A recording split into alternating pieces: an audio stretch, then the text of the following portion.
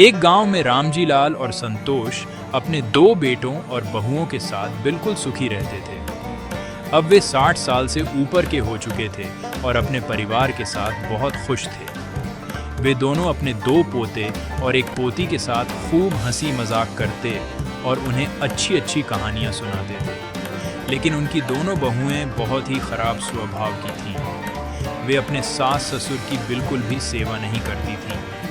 यह बात रामजी लाल और संतोष अपने बेटों को नहीं बताते थे, क्योंकि वे सोचते थे कि कहीं घर में लड़ाई ना हो जाए। वे यह भी सोचते थे कि वैसे भी हम कितने दिन और जिएंगे। एक दिन तो उनकी एक बहू ने हद ही कर दी। दोपहर के 3 बज गए, लेकिन उसने उन्हें खाना भी नहीं दिया, जबकि वह और उसके बच्चे कब का खाना खा चुके थे।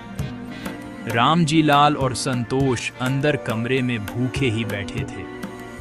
तभी उनका पोता पास आया और फटाक से पूछने लगा, दादी दादा आपने खाना क्यों नहीं खाया? बेटा कुछ नहीं, बस भूख नहीं थी। बेटा तेरी दादी और मैंने पहले ही खाना खा लिया था जब तू खेलने गया हुआ था। हाँ बेटा, हमने खाना खा लिया था। क्या भड़का रहे हो मेरे बेटे को? तुम्हें कुछ काम धाम तो है नहीं, बस यही पड़े रहते हो। ये नहीं कि जंगल से लकड़ियां ले आओ। दुनिया के सास ससुर दिन भर कितना काम करते हैं, मगर तुम दोनों यहीं पड़े रहते हो। क्या सास ससुर से इस तरह बात करते हैं? पूरे गांव में किसी की भी बहू इस तरह अपने सास ससुर से बात नहीं करती होगी। इतना सुनते ही उसकी बहू और भड़क गई। उसने घर में आसमान सिर पर उठा लिया और सास ससुर से लड़ते लड़ते दिन से रात हो गई। शाम को उनके पति भी अपने काम से घर आ गए। उन्होंने घर में लड़ाई होते देख पत्नी से पूछा, क्या हुआ? तो पत्नी ने भी 2 की 4 लगा दी। दोनों बेटों ने गुस्से में अपने माता पिता को न जाने क्या क्या बुरा भला कह दिया। बेटा, तुझे पता नहीं कि आज बहू ने हमें खाना भी नहीं दिया और रोज ही हमसे उल्टा सीधा कहती रहती है। ये क्या हो रहा है बेटा? हम तो बस शांति से रहना चाहते हैं। हाँ, तुम सबको ही मैं बुरी लगती हूँ। ऐसा करती हूँ कि मैं ही इस घर से निकल जाती हूँ। अब बस भी करो माँ बाप, हर बात में टांग मत अड़ाया करो। पिताजी, अगर बहू ने आपको एक दिन खाना नहीं भी दिया तो क्या हुआ? एक दिन खाना नहीं खाओगे तो मर नहीं जाओगे।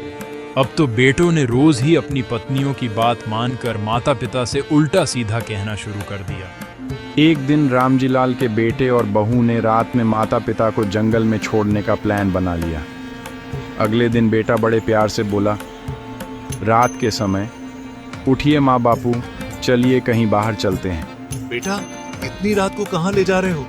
बस बापू, थोड़ा घूमने चलते हैं, अच्छा लगेगा। रात के समय वह कच्ची नींद में ही माता पिता को उठाता है और बैलगाड़ी में बिठाकर गांव से दूर जंगल की ओर ले जाता है। कुछ देर बाद वह घर से बहुत दूर पहुंच जाता है। एक अंधेरी गुफा के पास जाकर वह सोचता है, मैं इन्हें यहीं छोड़ देता हूँ। यहाँ तो कई जंगली जानवर भी होंगे और कल तक इन्हें खाकर खत्म कर देंगे। आप दोनों यहीं बैठिए, मैं अभी आता हूँ।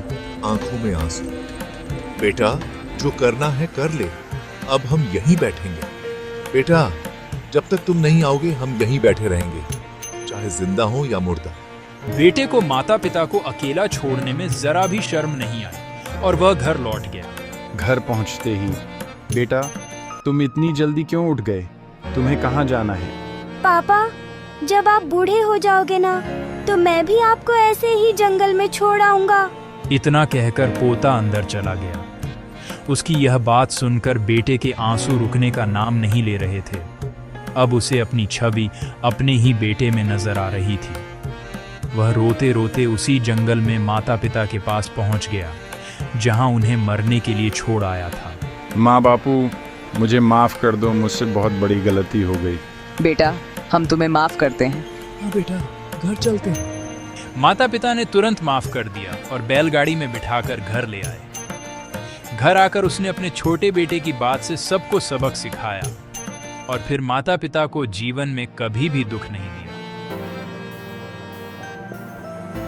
तो दोस्तों, यह बात 100% सच है कि आज हम जैसा अपने माता पिता के साथ करेंगे, कल हमारे बच्चे भी हमारे साथ वैसा ही करेंगे।